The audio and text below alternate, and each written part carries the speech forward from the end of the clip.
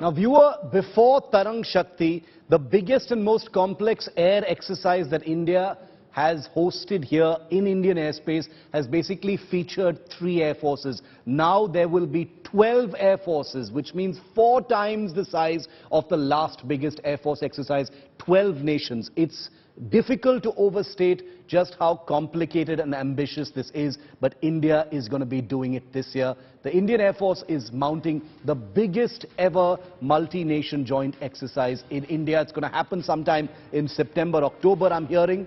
This establishes India as a predominant air power in the Eastern Hemisphere by far. Nothing of this scale takes place anywhere close to India. 12 air forces, not 1, not 2, not 3, 12 air forces will be jointly operating in Indian airspace under the aegis of the Tarang Shakti exercise, where the Indian Air Force plays the host. The Indian Air Force gets to hone its joint warfighting tactics and drills with 12 of the world's leading air forces, including the US, UK, France, Japan and Australia. And with this, India joins a very small club of nations. There are very few countries that are capable of hosting such complicated air exercises, hosting such complex air exercises. One of them is the US, you've got Israel, France also does it, the UK does it, and now there is India.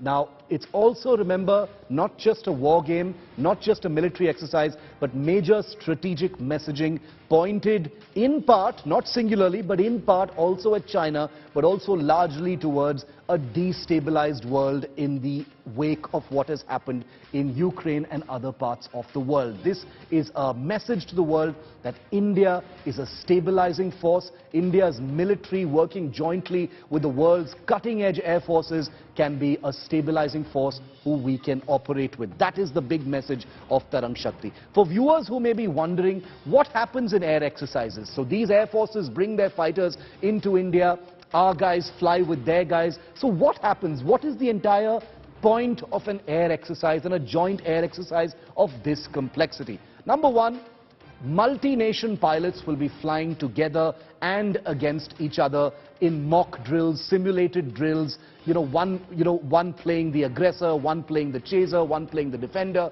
All kinds of complex drills are performed in the air. Second, the air forces of these 12 countries will share their best practices with each other.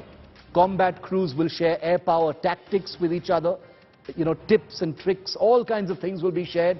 The ground crews, it's not just what's happening in the air, remember, it's also the all-important ground crews which will be sharing maintenance practices, best practices, how to keep aircraft ready at all times, that kind of thing. And remember, the Indian Air Force is one of the leading when it comes to all of these things.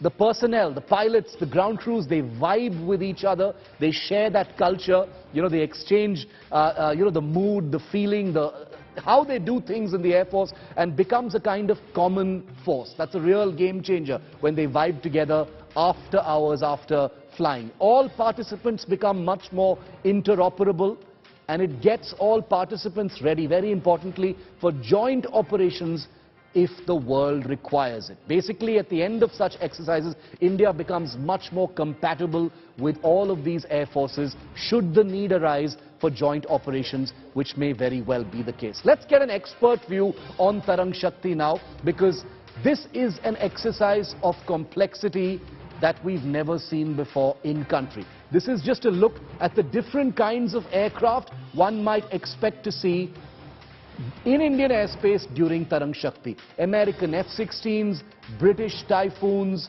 Rafales from France, F-18s from Australia. There could be very many more surprises as far as aircraft are concerned, but these we can be reasonably sure will be part of the big combat aircraft lineup when Tarang Shakti kicks off.